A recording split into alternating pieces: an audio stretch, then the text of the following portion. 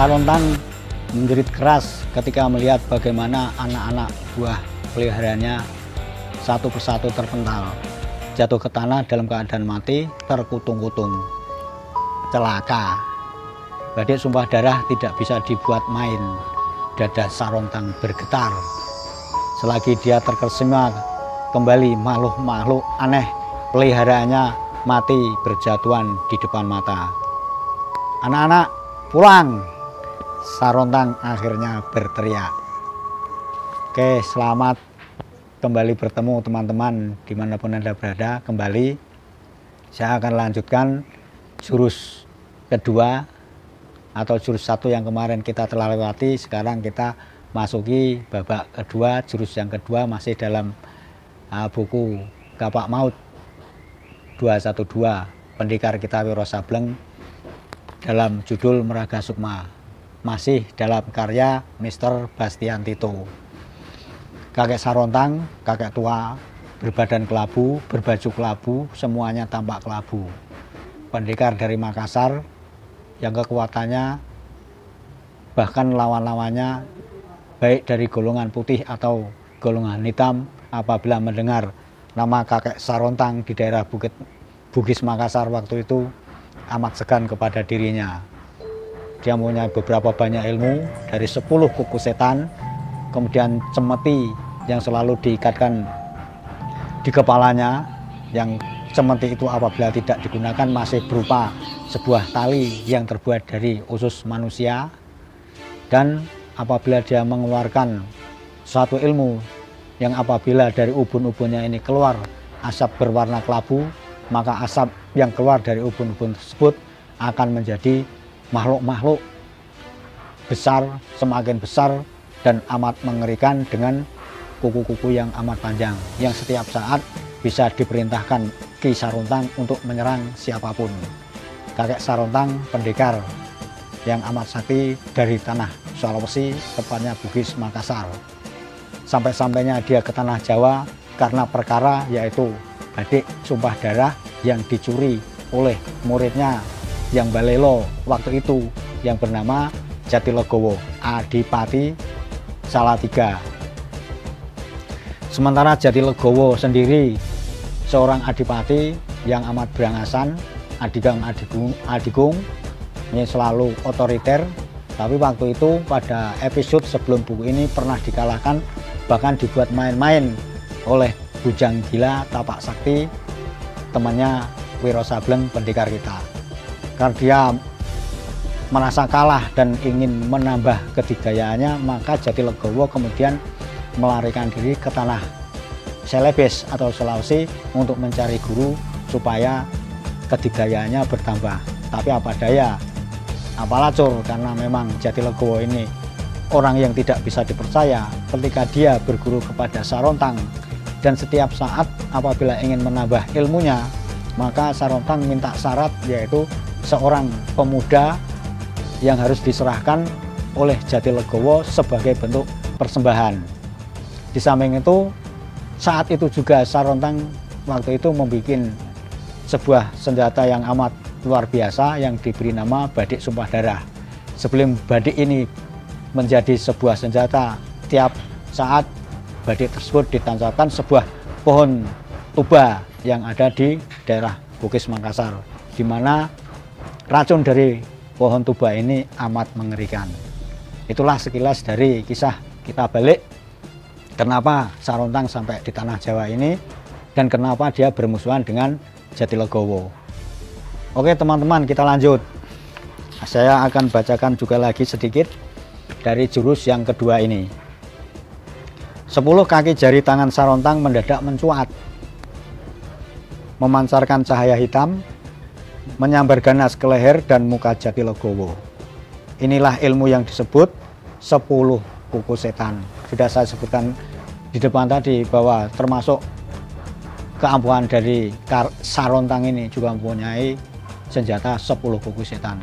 Dalam jurus yang kedua ini masih terjadi pertempuran antara keduanya, yang Sarontang sendiri ingin merebut badik sumpah darah, sementara Jatilegowo mempertahankannya. Karena bagaimanapun dia sudah tahu dengan membawa badik sumpah darah ini kejayanya berlipat, kekuatannya berlipat, bahkan menghadapi Sarontang saja dalam keadaan seperti ini menjadi amat memungkinkan untuk mengalahkan Sarontang. Kalau dalam keadaan tidak membawa sebuah badik ini, tentu saja Jatilegowo bukan apa-apanya di hadapan Sarontang. Maka dalam emosinya, dalam jurus kedua ini, Sarontang juga menyuruh berapa puluh anak buahnya dari alam gaib yang tercipta dari kepulan asap, kelabu, dan keningnya, ubun-ubunnya untuk menyerang Jatilegowo. Makhluk-makhluk itu amat ganas dan berpuluh-puluh, semakin besar dan semakin besar, kemudian dengan kuku-kukunya yang panjang menyambar dari beberapa penjuru tubuh Jatilegowo. Tapi lagi-lagi dalam jurus yang kedua ini, episode ini, Jatilegowo bisa mengatasi dengan membabat makhluk-makhluk tersebut, sehingga makhluk-makhluk tersebut menjerit kesakitan dan akhirnya melarikan diri ke arah timur. Maka dalam kesempatan pertempuran ini juga Sarontang, baik Sarontang atau juga dengan Jatilegowo masing-masing mendapatkan luka-luka. Jatilegowo mendapat luka-luka di tangannya dan beberapa bagian tubuh, sementara Ki Sarontang tangannya sempat dibabat badik sumpah darah ini di ujung jarinya. Karena ketakutan bahwa bisa atau racun badik sumpah darah ini menyebar ke seluruh tubuhnya, maka dengan cepat Ki Sarontang memotong tangannya sampai ke sebatas lengan. Dengan begitu akhirnya Sarontang terselamatkan dari racun badik sumpah darah. Mengetahui keadaan seperti itu, tentu saja Sarontang amat mengetahui sekali bahwa ini berbahaya. Dalam keadaan seperti itu dia tidak bisa mengalahkan Jatilegowo.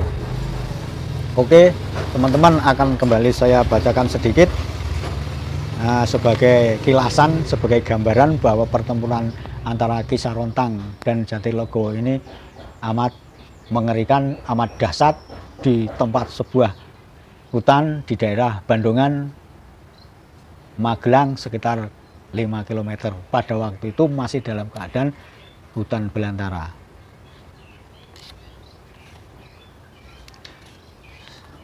Sedikit saya bacakan. Sarontang kakek mesum, umurmu tak bakal lama. Racun badik akan merasuk ke dalam tubuhmu, menghancurkan pembuluh darah, menjebol jantungmu. Di sini Jatilegowo yang badannya besar dan mukanya sangar tertawa terbahak-bahak. Apa yang terjadi? Pucatlah wajah tua Sarontang. Dia tahu Jatilegowo tidak bisa dusta. Racun badik sumpah darah yang berasal dari pohon tuba jahat luar biasa. Sekali racun itu masuk ke dalam tubuh, tidak satu makhluk hidup pun bisa bertahan. Oke teman-teman, kemudian dalam keadaan seperti ini, kemudian Ki Sarontang melarikan diri dengan ilmu meringankan tubuh, melewati pucuk-pucuk dahan-dahan pohon, dan kemudian lenyap dari pandangan Jatilegowo. Untuk beberapa lamanya Jatilegowo memandang ke arah lenyapnya kakek di atas deretan pohon-pohon sebelah sana. Kemudian dia perhatikan koyakan luka pada dua tangan kiri kanan dengan badik yang dipegang di tangan kanan Jatilegowo. Ucapkan senjata itu ke tangan kiri. Asap biru kehitaman mengepul. Ketika asap itu lenyap, luka mengerikan di tangan kirinya ikut lenyap. Itulah sekilas keampuhan badik sumpah darah ini. Apabila itu ditempelkan pada tempat-tempat yang luka, maka seketika luka tersebut akan kembali semula menjadi sembuh kembali. Inilah yang dialami Jatilegowo.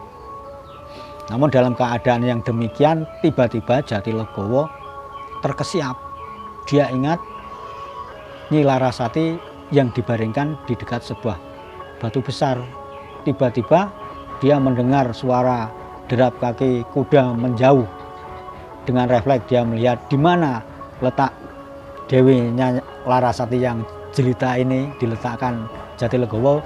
Ternyata sudah kosong, tidak ada lagi di tempatnya. maka marahlah Jatilegowo ini dan menyumpah serapah apa-apa yang ada sampai kaki 4 semuanya dikeluarkan untuk yang membawa lari Nyi Larasati. Jahanam, siapa berani mati punya pekerjaan. Nyi Lara, di mana kau? Teriak Jatilegowo. Dia memandang berkeliling. Kuda besar miliknya masih ada di tempat itu. Tadi dia mendengar suara derap kaki kuda, berarti orang melarikan Nyi Lara juga menunggang seekor kuda. Siapa dia? Oke teman-teman, demikian jurus kedua kembali kita lewati. Semoga kita bisa bertemu lagi pada jurus ketiga yang akan datang. Masih dalam serial pendekar kita Kapak Maut 212 Wiro Sableng, dalam cerita yang ditulis oleh Mr. Bastion Tuto, masih dalam judul Meraga Sukma.